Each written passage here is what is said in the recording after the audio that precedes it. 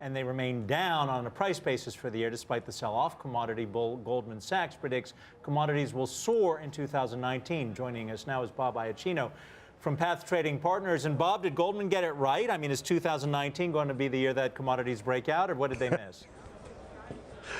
Well, I don't know. Goldman usually waits till I speak to put out a note, but I haven't seen the note. But here's the thing. I do think crude oil is basing. It's probably a little early for me to say that on any sort of public medium, but I'll tell you why. There's a couple of things about where the price of crude oil is now that it probably should be a little bit higher, and it would kind of make all parties happy. And I don't know how deep in the weeds you want me to get on that, but people don't realize that the price you see on the WTI futures contract is not what anybody is paying nor what anyone is getting. It's a baseline versus transport costs. So the refiners or the end purchaser has to add in the transport costs. It's called plus pipe. So, for example, some Canadian sands oil is selling at $18 right now. Permian crude oil is around $50. So now they're actually at break even of what they can get. They're going to have to lower that price to add in the transport costs. So the Permian specifically is almost at a loss here. So depending on what you think the administration is trying to do, they may let it go a little bit here. Bob, I'm also curious. I mean, one of the things that Goldman says in its report, we were just talking about the sell-off across asset classes.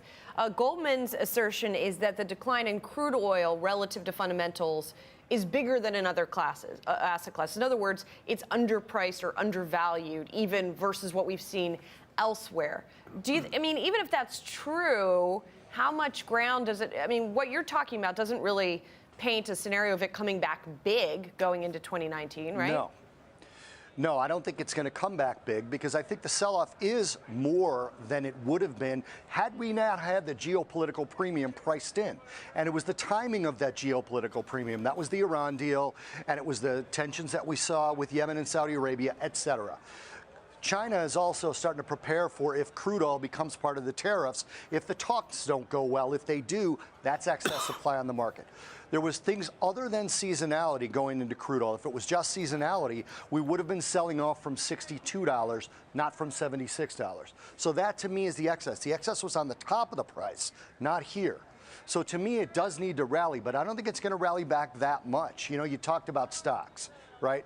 69% of the companies that reported forward guidance so far reported negative forward guidance. That's going to hit demand over the medium term on crude oil as well. So I don't know how we get back. And remember, Goldman predicted $100. We're obviously not doing that. So this could be a little bit of a make-up call for them. All right. Bob Iaccino, we appreciate your insight into all of that.